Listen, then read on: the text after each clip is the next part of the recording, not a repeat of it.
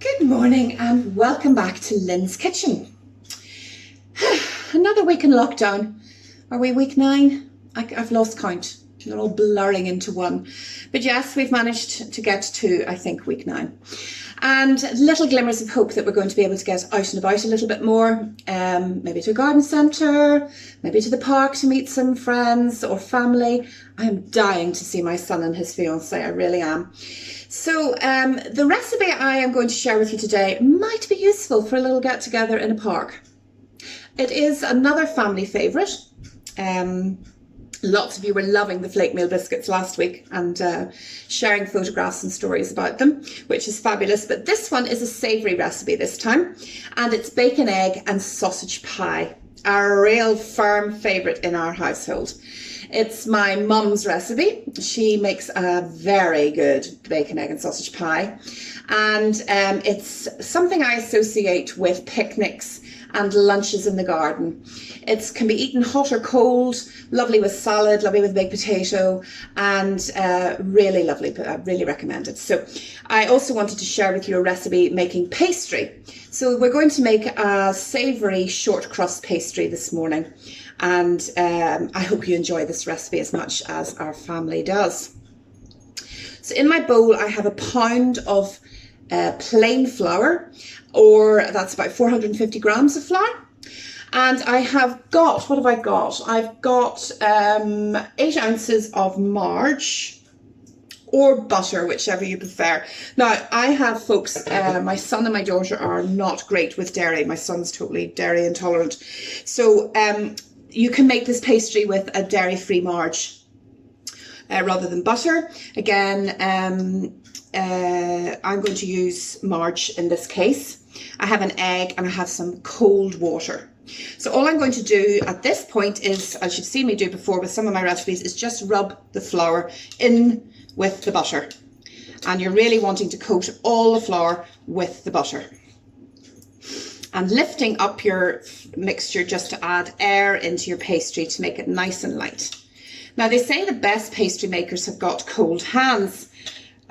Not in my case, but I do love to make pastry, always have loved making pastry. And even in uni, whenever I was studying home economics, one of my projects was based around pastry, would you believe? So love it, love making pastry. There's something very therapeutic about it. Don't do it much these days, and of course we're spoiled because you can buy a short crust pastry. And let me tell you, I've made this bacon, egg and sausage pie with bought short crust pastry. So don't feel obliged to make it. It works just as well with the bought, but I just thought I'd show you how to make the pastry anyway. Also, because I don't know about you, but I haven't been able to get the ready rolled pastry for a few weeks now, so we'll just make our own. So once the, let me just show you, once the crumbs, it's like breadcrumbs almost by this stage, and it gets a yellowy colour because all the flour has been coated with the fat of the marg or the butter. Now the butter will give you a much richer flavour, but really honestly margarine is perfectly fine. And if you're trying not to have quite so much you know, saturated fat in your diet, you know, a low fat spread will work just as well. So I'm just going to wash my hands here and then we'll go on to the next stage.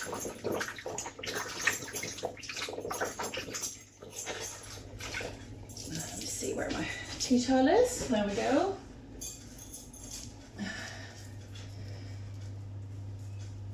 Lovely, nearly there. Right, okay, so the next thing is we're going to make a well in the centre of your bowl, and I don't know, the light's not great, let me just show you. So you're going to make a well in the centre of your bowl, and I want you to add 1 egg into that, and then just start to bring the mixture together. Now the 1 egg will not be enough to bring the mixture together, we just want to incorporate that egg into the mix.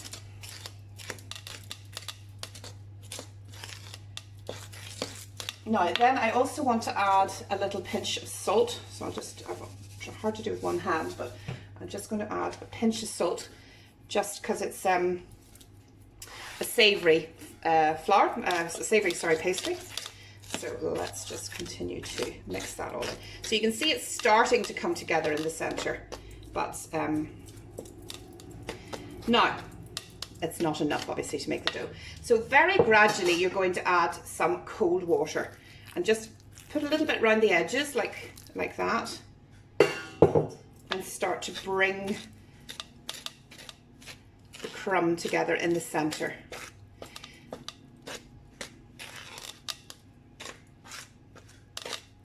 As you can see, it's starting to come together. You don't want it too wet. So I'm going to maybe just leave it at that and see if I can bring it together with my hand. So I'm just going to pop you back up against the window here so you can see me bringing it together into a dough. Let me see. A little bit of flour in the hands saves you getting it all stuck to your hands. Just get your fingers in there and bring it together, bring all the ingredients together. It's lovely. Nice dough. Now you don't want it too dry either, so if you think it's not coming together and it's feeling a bit dry, just add another little splash of water to the mix. So literally just a little splash. So you've got to learn the feel of your dough when you're making pastry and scones and things. It's all to do with feeling the texture of your dough. So I know some of you contact me and say, you know, like that your scone mixture's too dry or your bread mixture was too dry. Don't be afraid to add a little bit more moisture to your dough if you think it's too dry, because if it's dry, it's going to be quite stiff. So again, I think just a little smidge more. Now you can make this in your mixer, and obviously much quicker, but I do love the therapeutic nature of making it by hand, getting your hands in there and just mixing it about, which is just lovely. So as you can see now, that has formed a lovely dough, and I'm going to bring it onto the work surface now and work it a bit further. Let's get rid of that salt.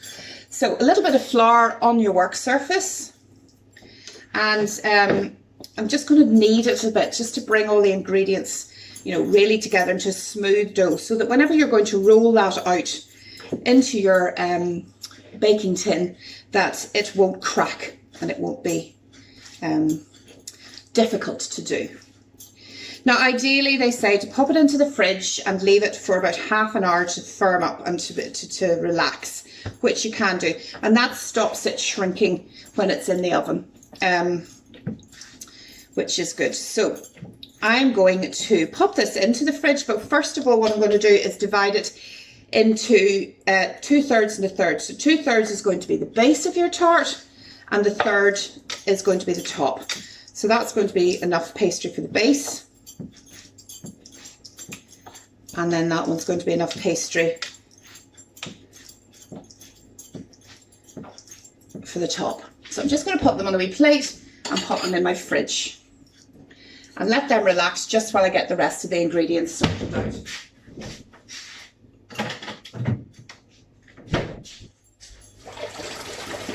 The hands that we wash again. Right, so for the rest of the tart or pie, you're going to need some nice sausages. So I have a mixture of a couple of pork sausages and a couple of beef sausages, some lovely beef sausages, and they're just from my local butchers. Good to support the local butcher. I'm just washing my hands again because I've been handling that. I have some nice smoked bacon, and I have got obviously some eggs. I like to add a little bit of scallion and some tomatoes into my pie as well, and I'm going to need some mixed herbs and some salt and pepper. You can add some cheese actually, and I'll just get some cheese because it's nice to sprinkle that over the top of your pie. And because I'm doing a dairy-free pie, I have just got some of that lactose-free cheddar, which is actually very good. My son has been lactose intolerant for quite some time, and when he first became lactose intolerant, it really was quite difficult to get ingredients. But as time has gone on, the choice is endless, and there's plenty of cheeses, plenty of different milks and spreads, and actually lots of products that you can use. So that is the lactose-free cheese as well. So what I'm just going to do is just prepare some of these ingredients. Now, if some of you are a bit queasy about the thought of putting a raw sausage into a pie, and you don't like, do you know, the sort of the skin on a sausage whenever it's sort of not fried off or whatever, cook your sausages beforehand and pop them into the pie. You can do that too. But this is supposed to be a very easy, throw together kind of recipe. And I love the sausages just cooked from raw like that in the pie. And so it's not an issue. But if you are a bit queasy about that sort of thing, I know some people are about sausages, just cook them off a wee bit first before you pop them in. So I'm just going to slice the scallions so that I can sprinkle them into the pie when we're ready to do that. I'll just put them to one side. I'm going to also just slice the cherry tomatoes in half. They can be set into the pie as well. And I will also then just cut the bacon up into pieces for it's easier then if I cut those into pieces. But I find the easiest thing to do with bacon, because it's a devil to try and cut, is just to use my scissors. A wee trick I learned from Nigella Lawson, of course.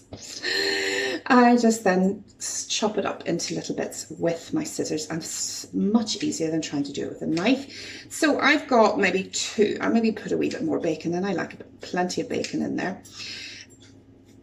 And you probably will need about 4 or 5 sausages. I'll tell you what it is. It depends on the tin that you're using. So I've given you a recipe for plenty of pastry. So it should suit, you know, plenty of different sizes of pastry. And if you've any pastry left off, just pop it in the freezer and you can use it again at a later date. So I'm going to do 4 rashers or 4 pieces of smoked bacon. The smell of it's gorgeous. And you, as I say, I probably will need about 5 sausages. So I'll do a mixture of the beef and the pork. There we go. So that's that. Okay, what else do I need? I need an egg for just glazing the top of your pie and sealing the edges. So let me just whip up a little egg. There we go. So that's going to be my glaze for the top. Lovely. I've got my cheese, which I'll open up as well.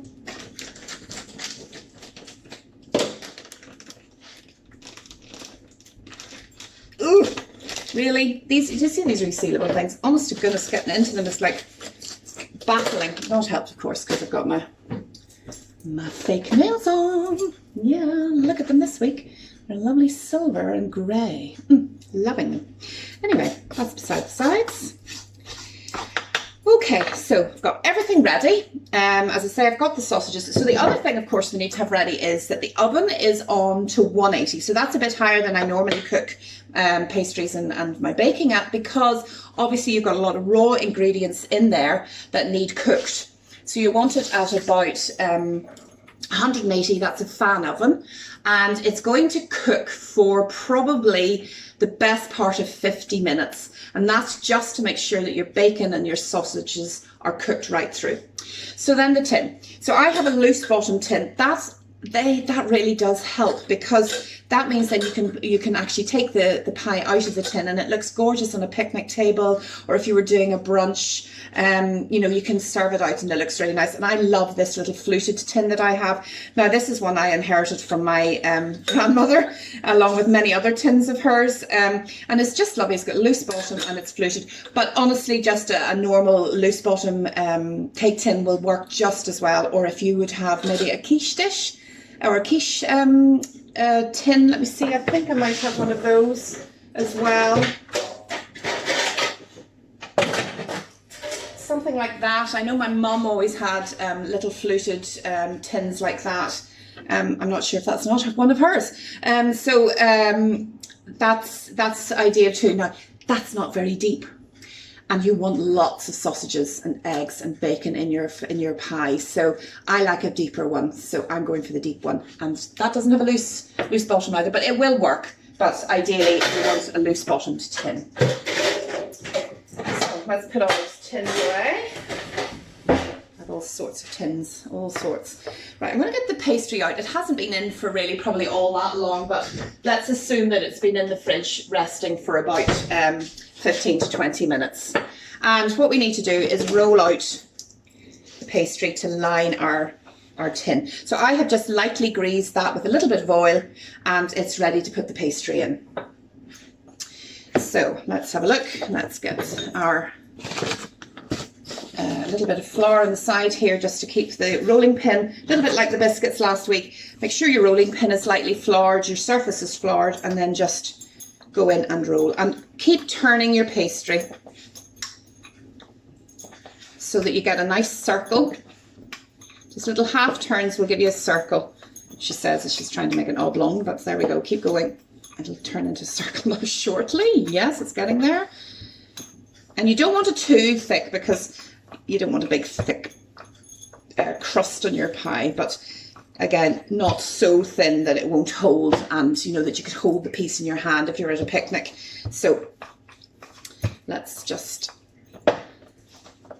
keep going there. It's a wee bit thinner, so just a wee smidge bit more of flour. Just make sure it's not sticking. It's not sticking actually, and it's actually a very easy pastry to work with, and the egg just makes it that bit richer. Now you don't have to add the egg to the pastry.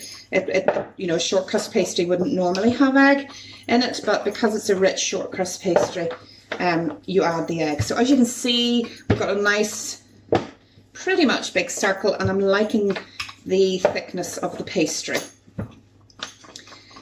I suppose, would we say, I think, don't they normally say things like the thickness of a £1 coin? So let's assume it's about I would say it is about the thickness of a £1 coin, maybe a little less. Good and wide, and you want it to be wider than your tin because you want it to come up the sides. So actually I'm going to need to roll it a little bit more just to give me that extra bit to go up the sides of the tin. Now, I know some of you may have a pie dish, like an enamel sort of one, which you could make it in as well. You want it to be metal if possible, because that will give you a nice crust and it'll bake well. If you do it in a ceramic one, you don't get as golden or as well cooked a crust as you would with a one that's made out of tin. So I think probably that's as far as we need to go. We don't want soggy bottoms, as Mary Berry would say. So we just pop the tin there, and I've lifted, that was a bit, did that without thinking. But if you just want to be able to, I know you watch people on the Bake Off and they do struggle to get the pastry from the work surface into your tin. So what I would say to you is you take your rolling pin and you go to the edge of your pastry and you just flip a wee bit over the edge of the rolling pin, and then you can lift it, you see? And then I can set that over the top of my tin lightly, okay? And then you just sort of lift it and feed it into the edges. So go around and feed it in, so you're getting, the pastry goes right down into the bottom. And then you're going to go around gently and just press it in to, now I've got fluting around the edge, so you want to press it into the fluting so that you get that lovely design around the edge of your pie when you're taking it out of its tin. So I'm just going to go round and with my thumb just press in and just make sure you're in to the bottom of the edges as well. Press in. So I think that's pretty good. Now, we're not going to bake this pastry blind or anything, so this, in some ways, this makes it even better, this pastry, this pie, because you're not having to do lots of different stages. So it all starts from raw. That's why it takes quite a long time to cook, because you're starting from raw with the whole thing, and then you'll go from there. So let the pastry just fall over the edges, because you're going to be able to brush egg around the outside and seal the lid to that. So don't be cutting that off at this stage. But now's the time to fill it. So as you can see, nice deep, and there's plenty of space there to put the bacon, egg and sausage in. Let me just wash my hands again. There we go. So first of all, I like to put in the sausages because they kind of give the framework for you, and then you can fill all the gaps in with the other stuff. So I'm just going to put some sausage around the outside. These are massive big pork sausages. I'm not quite sure how to do. Let's put them around the outside, and then we'll put a few beef ones. And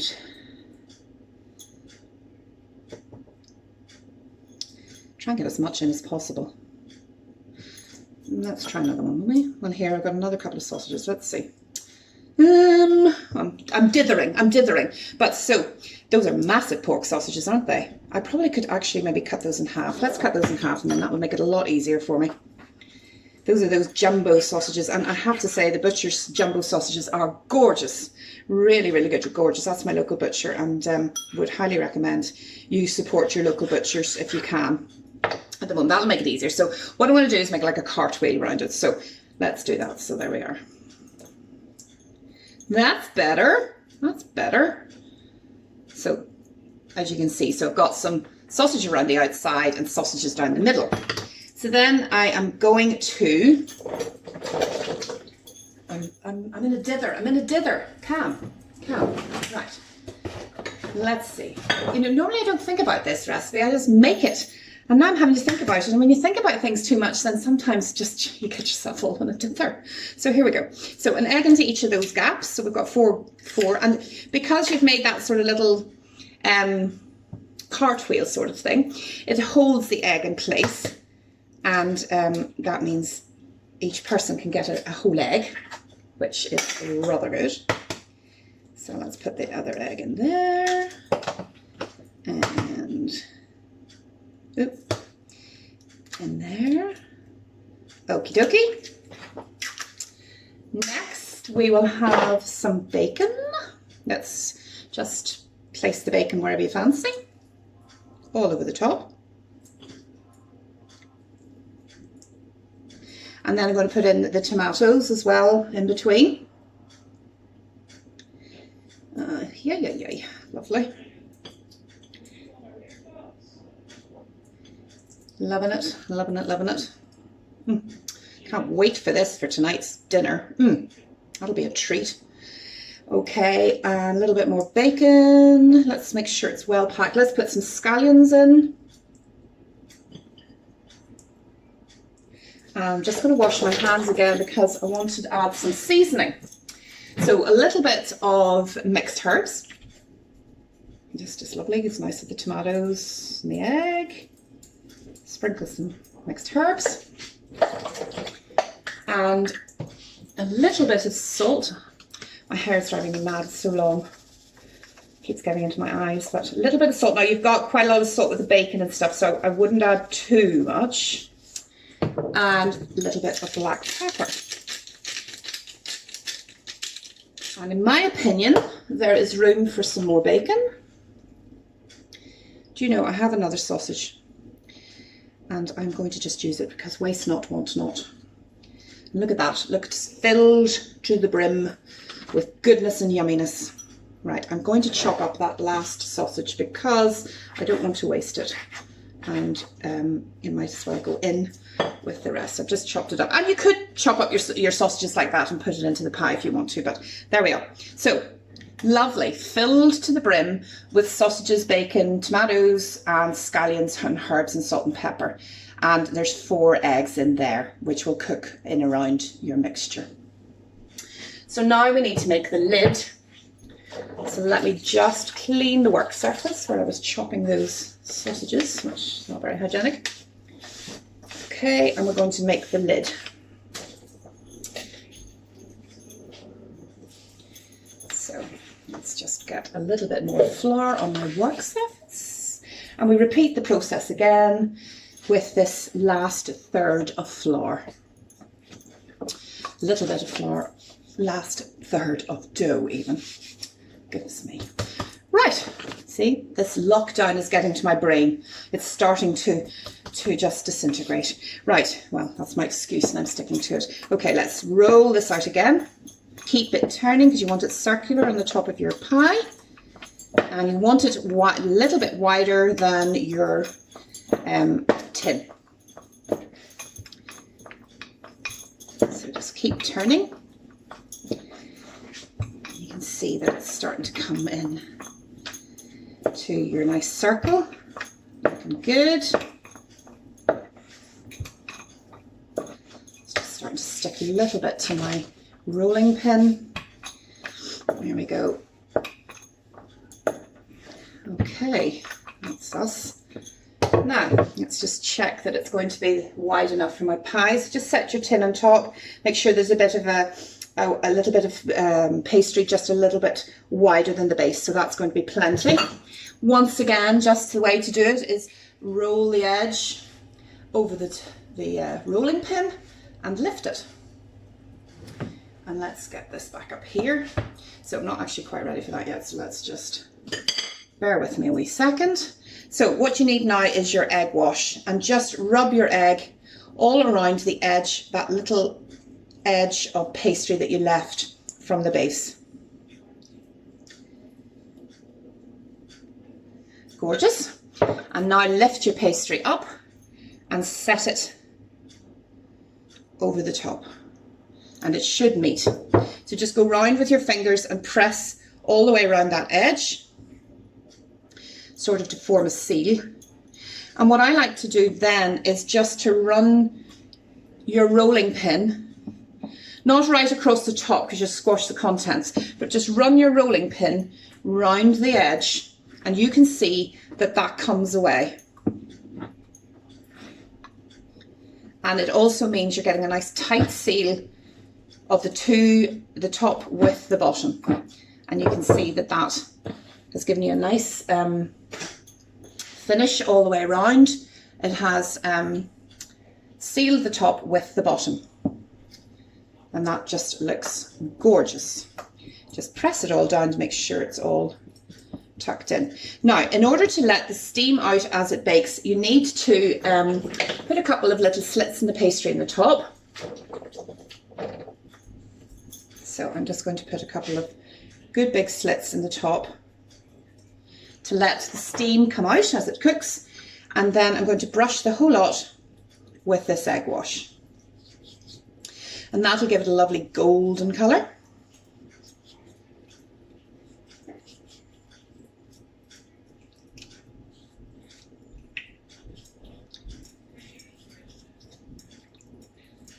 There we go, lovely. And then I'm just going to scatter some grated cheese over the top. Gives it a lovely savoury finish, lovely crispy, cheesy topping to the pie. Now, and as you can see, there is the pie all finished with the cheese on top and the pastry sealed, and a couple of little slits for this steam to come out. So now that's going to go into my oven that I preheated to 180 degrees fan. That's probably near 200 if you don't have a fan oven. And I think that's gas mark 6. And that's going to be in for 50 to 55 minutes, right? Okay. If you find that the top is getting a little bit too brown for your liking, just cover it with a little bit of foil and continue to cook, because you really want the ingredients inside to be thoroughly cooked. And I will come back to you in an hour's time and show you what it looks like when it comes out of the oven, and then it'll actually be time for lunch, so I'm hoping we'll get a slice. So see you in a while. Okay, welcome back. I've had a slight technical hiccup here, so I thought I was videoing and I haven't, so here goes take 2. Anyway, my pie has been in the oven for it was an hour. And I checked it after about 40 minutes or so, and it just needed plenty longer. And actually what I'd recommend, if you haven't already got one, it is a great tool to have in your kitchen. This is a kitchen thermometer. You can use it for checking the temperature of your fridges and freezers, but also for checking the temperature of roast meat, or if, for instance, you're doing a pie like this, just to make sure that the meat inside is cooked right through. So what I did after about 40 minutes, 45 minutes, was I put my thermometer into the pie and made sure that the temperature was up and over 72 degrees centigrade. Now it wasn't, so I put it back in and it cooked on then for an hour in total, until it's lovely and golden. As you can see, the crust is lovely and golden. You get a nice kind of, you can hear that sort of well cooked, you know, your pastry's well cooked when you can hear that. And it smells absolutely gorgeous.